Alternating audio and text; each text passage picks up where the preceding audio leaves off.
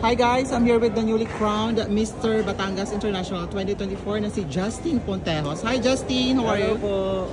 So congratulations first. Ayan, at last, 'di ba? Yes. Nakuha mo na ang corona. Po, sobrang thankful po ako. I'm grateful na sumuporta sa akin simula nung season 1 ko po. And ngayon, dito na, nakuha na natin yung corona. Ano sa tingin mo yung naging reason kung bakit nakuha mo yung crown this year? Kasi po, I think yung perseverance ko and yung purpose ko, lalo na po yung mantra ko na I don't believe po kasi in failure. And it's either you win or you lose po kasi. Yun po yung tinanghawakan ko. Kaya andito na siya ngayon. Naramdaman mo ba na this is your night? Naramdaman ko pero hindi po ako nag-expect. Ginawa ko lang po yung best ko. Nag-all out lang po ako. And dito na po yung outcome. Oh, and kanina mo inaalay yung trophy na yan? Inaalay ko po itong trophy na to sa mga tao na naniwala, sumuporta, mula nung una. At ito na siya. Kuha na natin yung corona.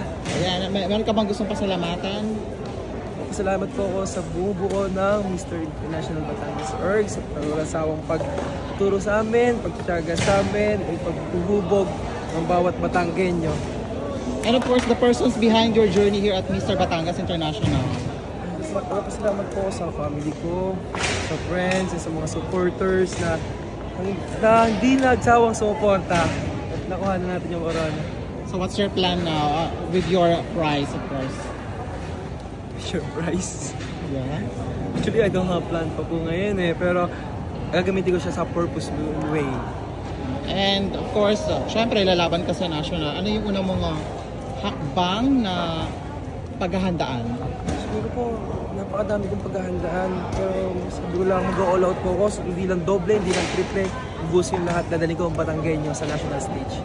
Ayan, thank you so much and congratulations once again. You can promote your social media platforms. Where can they follow your journey? Alright. I'm Justin Pontejos, yung Mr. Batangas International 2025. My Facebook account is Justin Malabanan Pontejos. My IG is Gavin Pontejos. Thank you. Thank you, Justin. Ito po si Justin, siya po ang Mr. Batangas International, and he will head straight to MIPH 2025. Oh wow, bonggang-bonggang ating VP for Communications sa Mr. International Philippines na si Tito Norma. Tito Norma, what can you say about Justin's performance this night? From day one, alam ko nang siya mananalo. Oh, wow, at hindi po ako binigo. Oh, thank you. Kung binigo niya ako ngayong gabi, yung lahat ng session na napanalunan niya kanina, papaluto ko.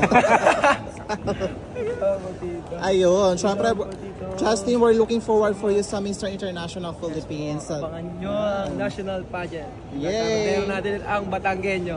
Thank you, Justin!